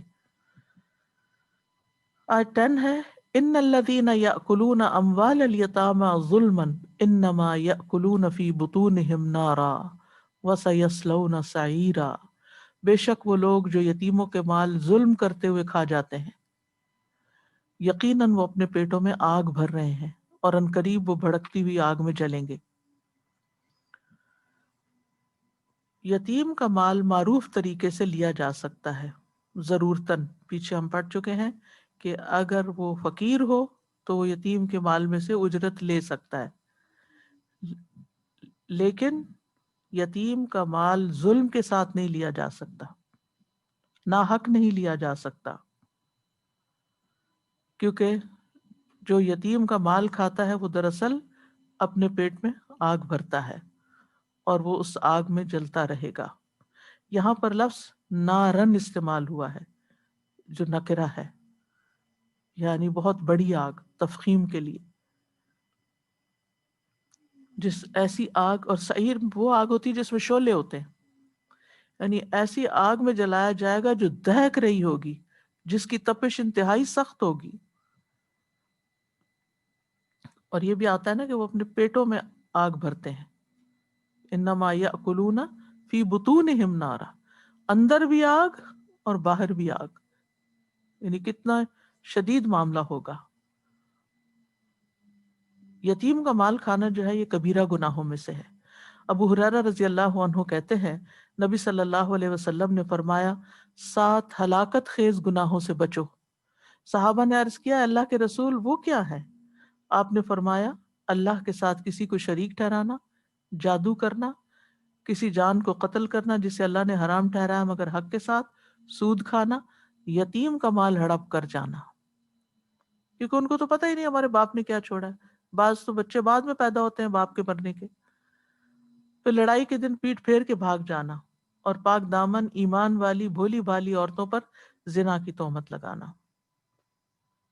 آیت 11 ہے، यूसीकुमुल्लाहु फी औलादिकुम लिज़्ज़करि मिस्लु हज़्ज़िल उन्सयैन फ़इन कुन्न निसाअन फ़ौक़ इस्नतैनि फ़लहुन्न सुलुसा मा तरक वइन कानत वाहिदतन फ़लहा निस्फ़ वलिअबवैहि लिकुल्लि वाहिदिम मिनहुमा अस्सुदुस मिम्मा तरक इन कान लहू वलदुन व इन लम यकुल लहू वलदुन व वरिसहु अबवाहु फलिउम्मिहि सुलुस व इन कान लहू इख्वतुन फलिउम्मिहि सुदुस फलिउम्मिहि सुदुस मिन बादि वसियतिन यूसी बिहा औ दैन आबाउकुम व अबनाउकुम ला तदरून अय्युहुम अक़रबु लकुम नफ़अ फरीदतम मिनल्लाह इन्नल्लाह काना अलीमन हकीमा।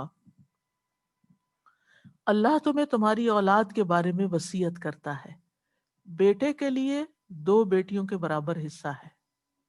फिर अगर मैयत की वारिस 2 से ज्यादा बेटियां हो तो उनके लिए तरके का 2/3 है, और अगर एक ही बेटी वारिस हो तो उसके लिए तरके में से आधा है।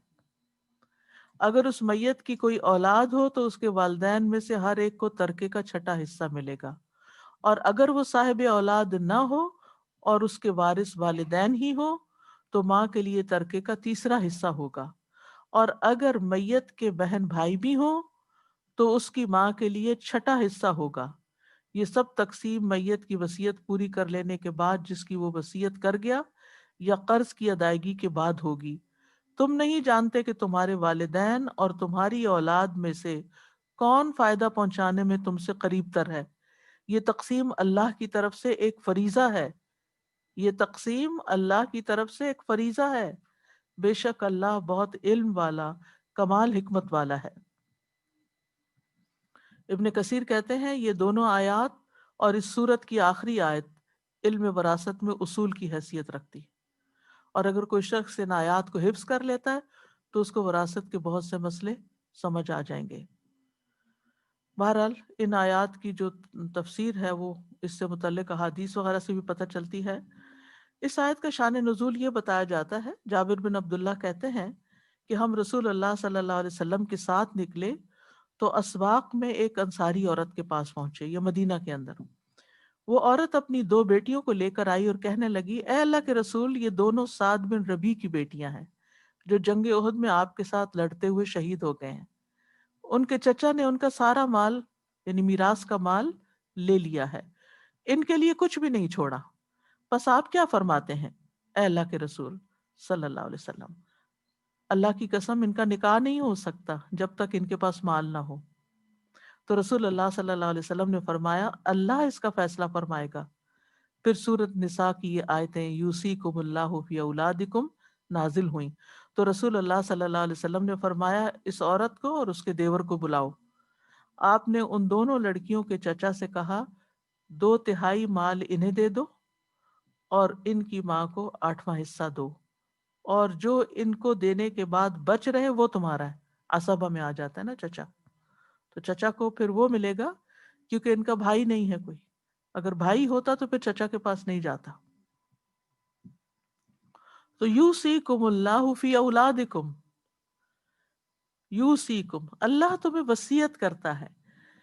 वसीयत ऐसे हुक्म या ऐसी चीज के लिए इस्तेमाल होता है लफ्ज जिस पर अमल करना लाजमी होता है,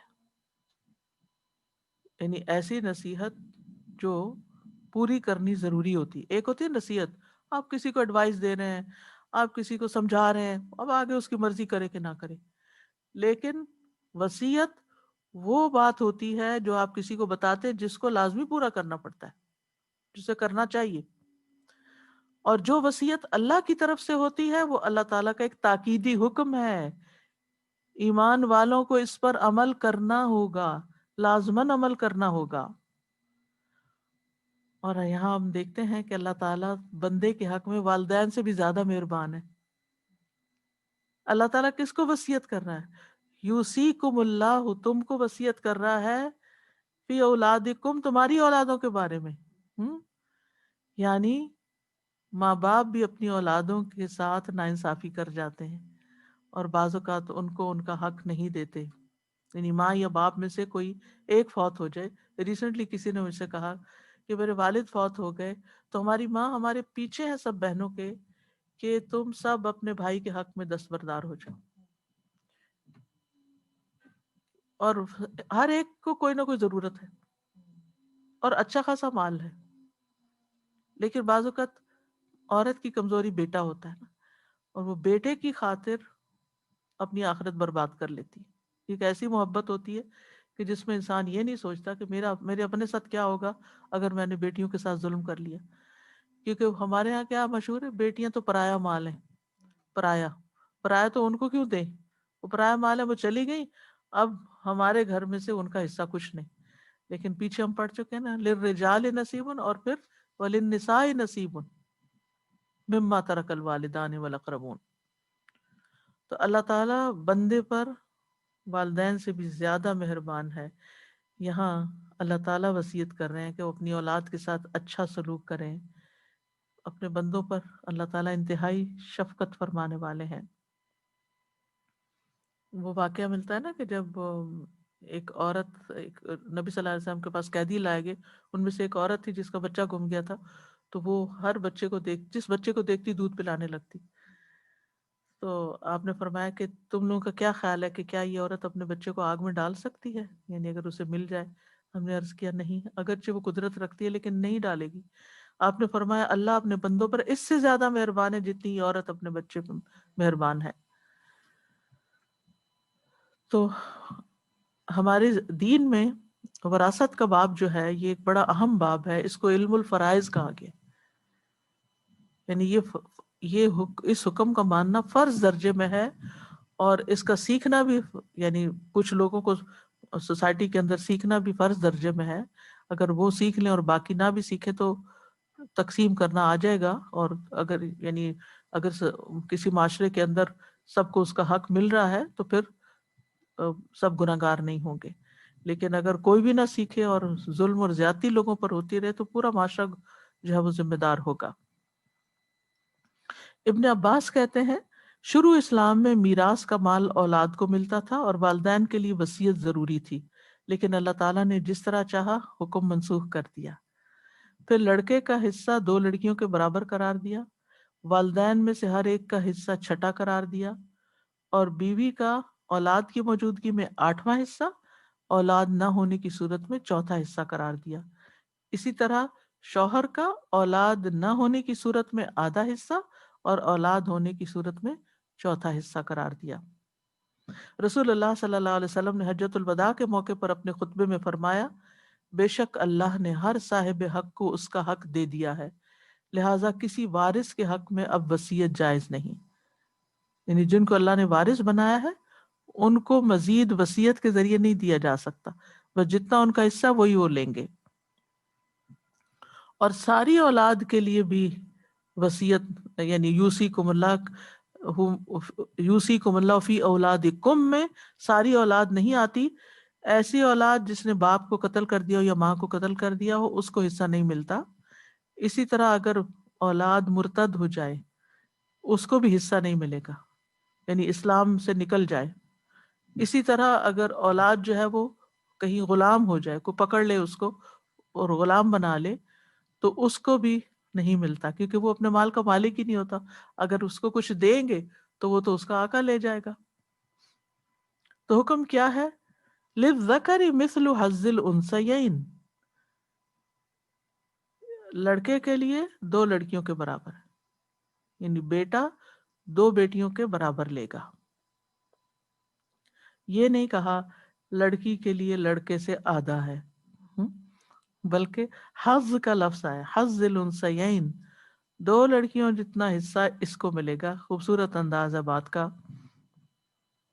یعنی جب میت کی اولاد میں مرد اور عورتیں جمع ہو جائیں، لڑکے اور لڑکیاں جمع ہو جائیں تو لڑکے کو اس مقدار سے دگنا دیں گے جو عورت کو دی جاتی ہے،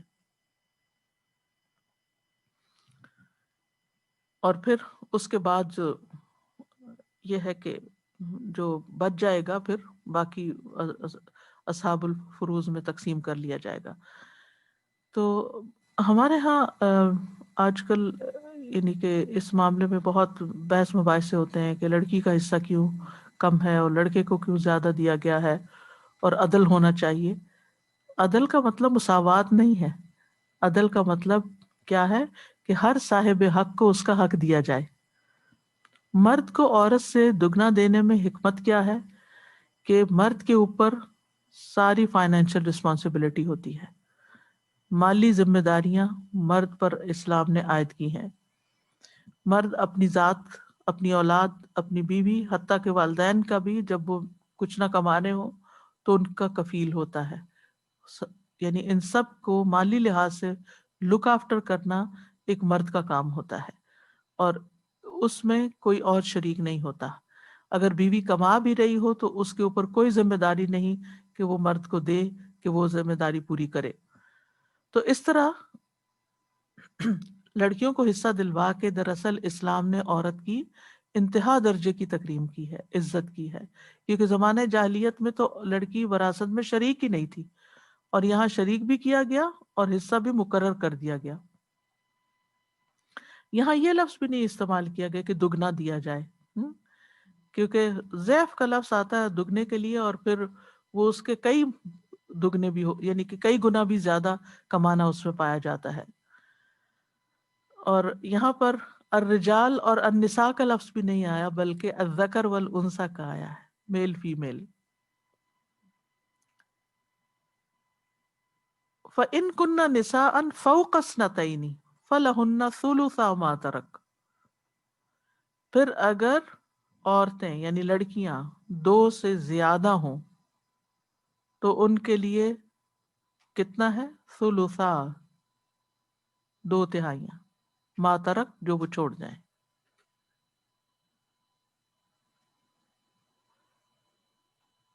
اور اس میں نساء کا لفظ اس لیے بھی آیا ہے کہ اگر اپنی بیٹیاں ہوں یا پوتیاں ہوں تو وہ پھر وہ بھی اپنی پوتیاں بھی شامل ہو جاتی ہیں. اور اگر تعداد 3 ہے یا 3 سے زیادہ ہے. اور اثنتین یہاں کیوں لفظ استعمال ہوا؟ کیونکہ ایک خاص پس منظر میں یہ آیت نازل ہوئی تھی نا، پیچھے میں نے شان نزول بتایا تھا کہ ان کے سعد بن ربیع کی 2 بیٹیاں تھیں، لیکن پھر علماء نے کہا کہ 2 بھی 3 میں، یعنی 1 سے زیادہ جتنی بھی ہوں گی وہ اس میں شامل ہو جائیں گی. وَإِن كَانَتْ وَاحِدَةً فَلَهَا النِّصْفُ. اور اگر ایک بیٹی ہے یا ایک پوتی ہے، بیٹی نہیں ہے پوتی ہے، تو پھر اس صورت میں، یعنی اگر بیٹی ہوگی تو پوتی کو نہیں ملے گا، لیکن اگر بیٹی نہیں ہے اور پوتی ہے تو اس صورت میں اگر ایک ہی لڑکی ہے، فیمیل ہے، اور اس کا باپ فوت ہو گیا ہے تو پھر ایسی صورت میں وہ آدھا مال لے جائے گی. ٹھیک ہے، اگر اس کے ساتھ کوئی بہن بھائی نہیں ہے.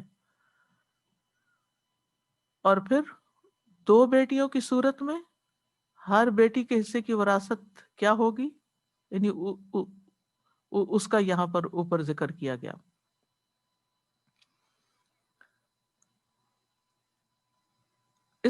یعنی اس آیت کی روح سے میت کی اولاد کی 3 صورتیں ہیں. ٹھیک ہے، اور ان میں وراثت کی تقسیم کس طرح ہوگی؟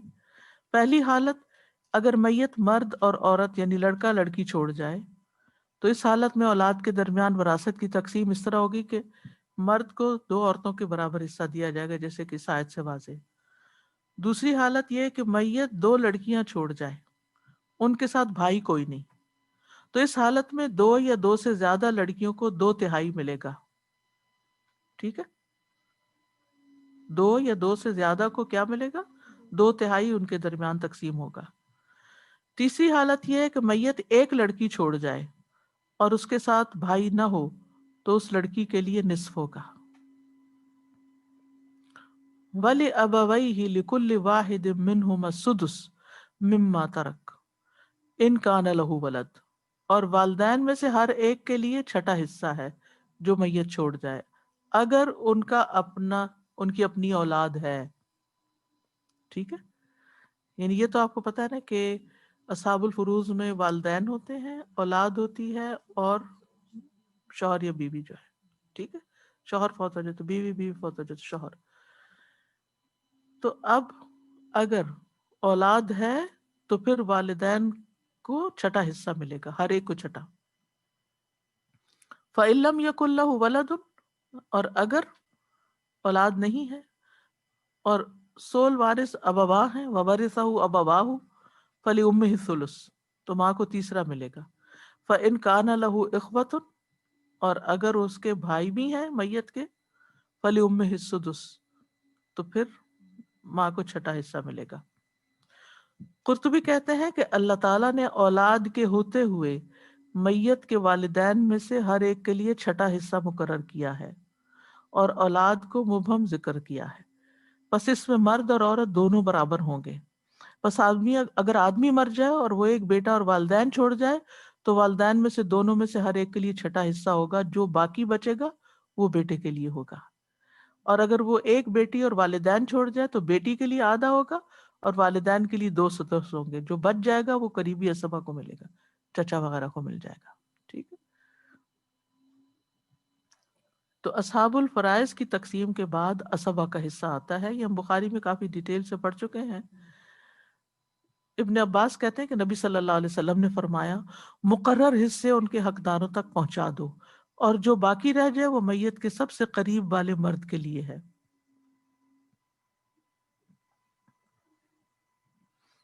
فَإِن لَّمْ يَكُن لَّهُ وَلَدٌ وَوَرِثَهُ أَبَوَاهُ فَلِأُمِّهِ الثُّلُثُ، یہ بھی ہو گیا۔ اور پھر یہ ہے کہ والدین کے ساتھ اگر میاں بیوی میں سے کوئی موجود ہو تو ماں باپ کا حصہ کیا ہوگا، یعنی ان میں سے ماں کو 1/3 ملے گا اور باپ کے لیے پھر 2/3 ہو جائے گا۔ اور والدین کے ساتھ اگر میت کے بہن بھائی ہو تو ماں کا چھٹا حصہ ہوگا۔ بھائی کی موجودگی میں ماں کا حصہ کم ہو جائے گا، اور بھائی باپ کی موجودگی میں ورثے سے محروم ہو جائے گا۔ یعنی اگر میت کا باپ تھا اور بیٹی تھی تو اب کیا ہے، وہ بھائی کو اب نہیں جائے گا، پھر اوپر چلا جائے گا، وہ اقرب ہے، باپ اقرب ہے۔ من بعد وصیت یوصی بہا او دین، یعنی میت کے ذمے اگر یعنی میت کے ذمے اگر کوئی قرض ہے اللہ تعالی کا، یعنی جیسے زکوٰۃ وغیرہ دینی ہے یا اور اس طرح کا، یا حج کرنا باقی تھا، یا مخلوق میں سے کسی کا قرض ہے تو وہ ادا کیا جائے گا، اور اگر اس نے وصیت کی ہوئی ہے تو وہ پوری کی جائے گی۔ وصیت سے پہلے قرض کی ادائیگی ہوگی۔ نبی صلی اللہ علیہ وسلم نے وصیت سے پہلے قرض ادا کرنے کا فیصلہ فرمایا، یہ بخاری کی حدیث ہے۔ رسول اللہ صلی اللہ علیہ وسلم نے میت کے قرض کو ادا کرنے کی اہمیت پر مزید بھی بات کی ہوئی ہے۔ آپ نے فرمایا مومن کی جان اس وقت تک لٹکتی رہتی ہے جب تک اس پر قرض موجود ہو۔ مومن کی جان اس وقت تک لٹکتی رہتی ہے جب تک اس پر قرض موجود ہو۔ ایک اور روایت میں آتا ہے کہ خطبے میں نبی صلی اللہ علیہ وسلم نے ہمیں فرمایا کہ یہاں بنی فلاں کا کوئی شخص ہے، تو کسی نے کوئی جواب نہیں دیا۔ پھر پوچھا کیا یہاں بنی فلاں کا کوئی شخص ہے، تو کسی نے جواب نہ دیا۔ پھر تیسری مرتبہ یہ سوال کیا تو ایک شخص نے کھڑے ہو کر کہا میں ہوں اللہ کے رسول۔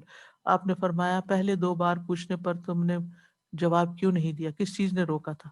میں تو تمہیں تمہاری بھلائی کے لیے پکار رہا تھا، تمہارا ساتھی اپنے قرض کے سبب قید ہے، یعنی تمہارے خاندان کا جو شخص فوت ہو گیا ہے وہ قید ہے۔ سمرہ کہتے ہیں پھر میں نے اسے دیکھا کہ اس شخص نے اس کا قرض ادا کر دیا، یہاں تک کہ کوئی اس سے اپنا قرضہ مانگنے والا باقی نہ بچا۔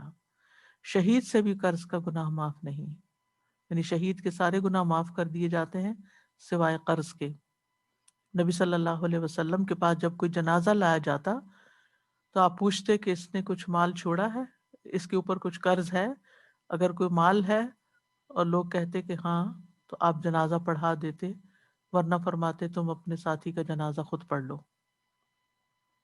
جہاں تک وصیت کا تعلق ہے تو وصیت جائز ہونی چاہیے، وارثوں کے حق میں نہیں ہونی چاہیے، صرف 1/3 یا اس سے کم مال میں ہونی چاہیے تاکہ وارثوں کو نقصان نہ پہنچے۔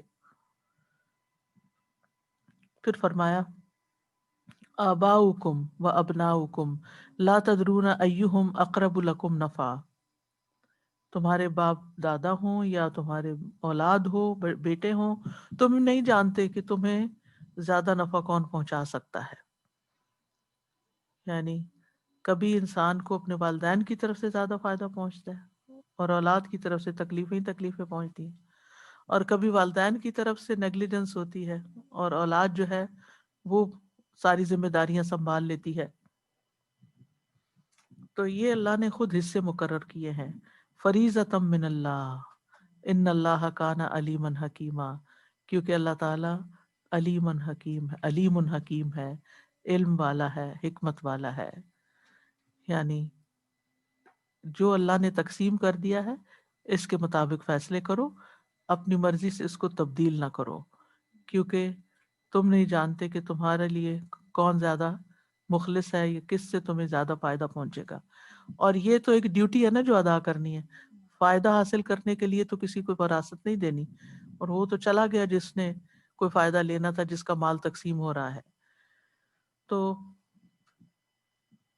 بہرحال یہ جو دو صفات اللہ تعالیٰ کی آئی ہیں کہ وہ علم والا بھی ہے، حکمت والا بھی. اس نے اپنے علم کی بنا پر تم کو یہ وصیت کی ہے، اور یہ ہے کہ وہ اس کے جتنے بھی فیصلے ہیں، جتنے بھی احکامات ہیں، وہ حکمت پر مبنی ہیں.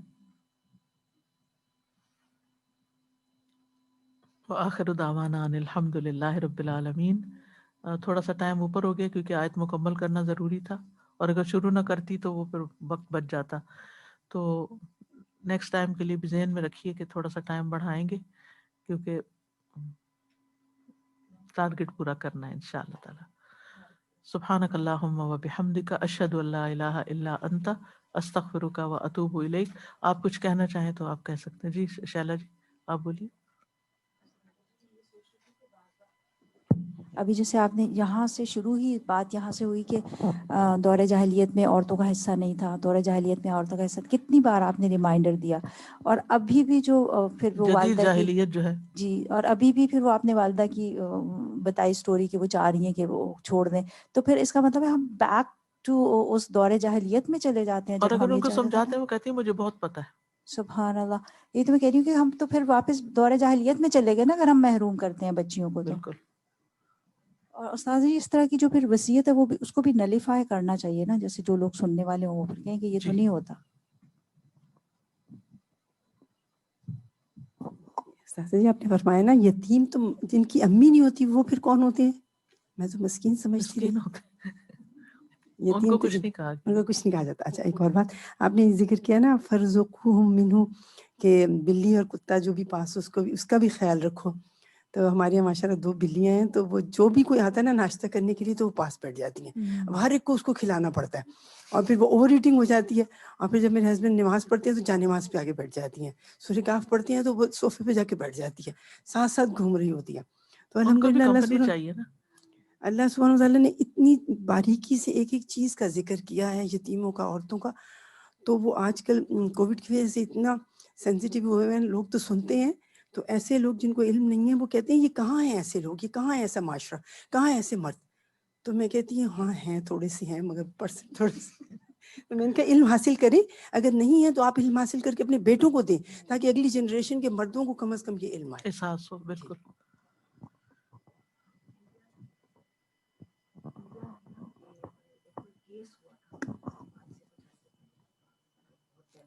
ان کو بات کریں پھر مائک آتا ہے. السلام علیکم استاد.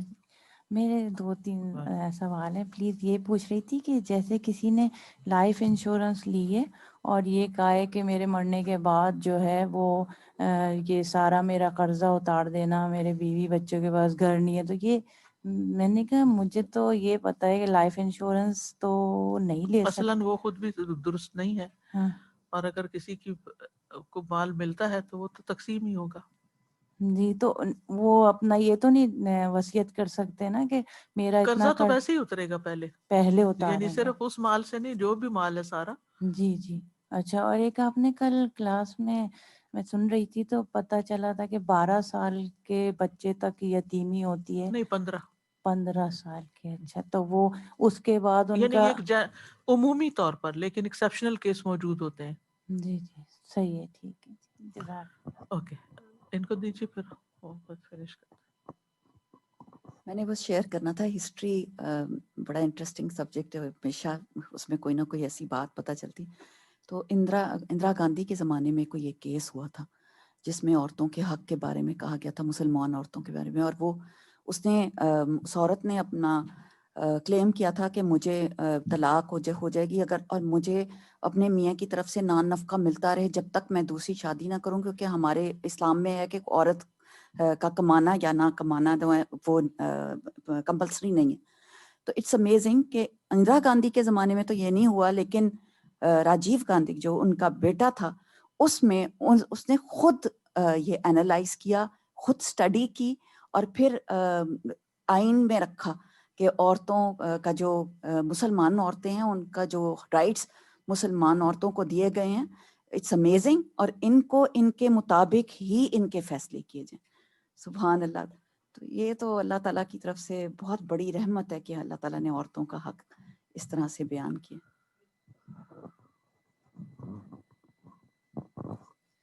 سازا جی یہ پوائنٹ جو تھا نا جہاں پر کہ لوگوں کو تلاش کرو، ضرورت مندوں کو، وہاں پر بہت ہی مطلب ایک بات ہم پہ آ جاتی ہے، لاگو ہو جاتی ہے کہ ہم آرام سے نہیں بیٹھ سکتے، اپنے کمفرٹ زون سے نکلنا ہے اور دیکھنا ہے کہ کدھر کدھر ضرورت ہے.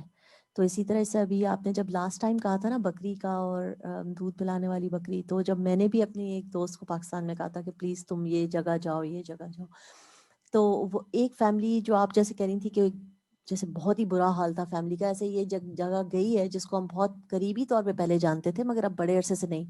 تو اس کے 2 بھائی جو تھے 23 اینڈ 27 ایئرس کے، دماغی طور پہ کام نہیں کرتے. بہن جو ہے وہ غیر شادی شدہ ہے اینڈ آلموسٹ 45-50 پلس ہے، خود خلا لیا ہوا ہے 10 سال سے. تو یہ گھر فیملی کیسے چل رہی ہے کچھ سمجھ نہیں آ رہا. تو اس طرح کی فیملیز کو معلوم کرنا، اور پھر جب گئے تو پتہ چلا کہ ضرورت بہت زیادہ ہے. بالکل. ان کا میں جو میرے پاس انفارمیشن آئی تھی. السلام علیکم ورحمۃ اللہ وبرکاتہ. جی ساریہ باجی، آپ نے کہا تھا کہ کوئی ایسی فیملی ہو جو بہت زیادہ غریب ہو، ان کو جو ہے وہ ایک بکری دی جائے گی دودھ دینے والی. تو یہ فیملی ہے، اور یہ جو بوڑھے شخص ہیں یہ کمانے والے ہیں، اس سب فیملی کے، اور یہ بیمار بھی رہتے ہیں. تو بیچارے جو ہے نا وہ صبح سے نکلتے ہیں شام تک، مشکل سے 100 روپیہ یا 150 روپیہ کما کر لاتے ہیں. اور ان کو جو ہے نا وہ، یہ ان کی بری ماں ہے، یہ بھی بیمار رہتی ہیں، اور یہ ان کی بیوی ہے، یہ بیٹی ہے، یہ جو ہے نا وہ ان کے پاس. اور بڑی بات یہ ہے کہ یہ کبھی کبھار جو ہے نا تو ہمارے لیے صدقہ جاریہ. آپ دیکھیں اس لیکچر کے بعد آپ کسی کو ایک چیز بھی سکھا دیتے ہیں، آپ اس کلاس کے بعد کسی کو ایک چیز بھی اس کی اصلاح کر دیتے ہیں. آپ شاید بھول جائیں لیکن جس کی آپ نے اصلاح کی ہوگی وہ یاد رکھے گا. ٹھیک ہے، چلیں اجازت ہے. اب کوئی اور کوشچن تو نہیں ہے؟ نہیں جی، ایسی کوئی بات نہیں ہے، ایسی کوئی بات نہیں. دیکھیں سمپل جو ہے وہ جب وہ کتبے لکھے جاتے ہیں تو کبھی ان کتبوں کا جو ہے نا جا کے پڑھیں کہ ان کتبوں پہ کیا لکھا جاتا ہے. جب ایک عورت فوت ہوتی ہے تو زوجہ فلاں فلاں لکھا جاتا ہے کتبے پہ، ہے نا. تو پھر اگر نکاح ختم ہو گیا تو زوجہ تو نہیں رہ جائے گی، پھر تو وہ واپس بنت ہو جائے گی کسی کی. تو تھوڑی سی کامن سینس ہے، ہمیں اسی لیے علم بھی حاصل کرنا چاہیے تاکہ ہم جو فالس فالوئنگ ہے ہماری سوسائٹی کی ان کو ہم جان سکیں. اجازت ہے اب انشاءاللہ. چلیں جی، سبحانک اللہم و بحمدک، اشہد ان لا الہ الا انت، استغفرک و اتوب الیک. السلام علیکم ورحمۃ اللہ وبرکاتہ.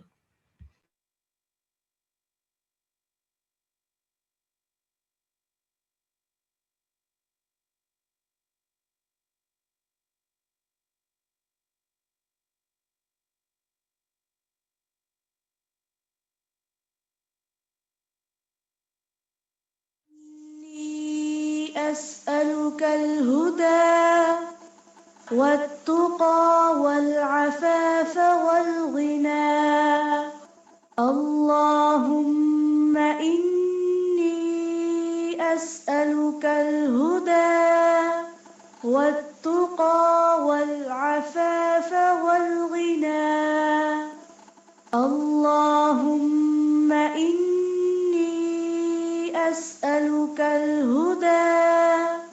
والتقى والعفاف والغنى. اللهم إني أسألك الهدى والتقى والعفاف والغنى.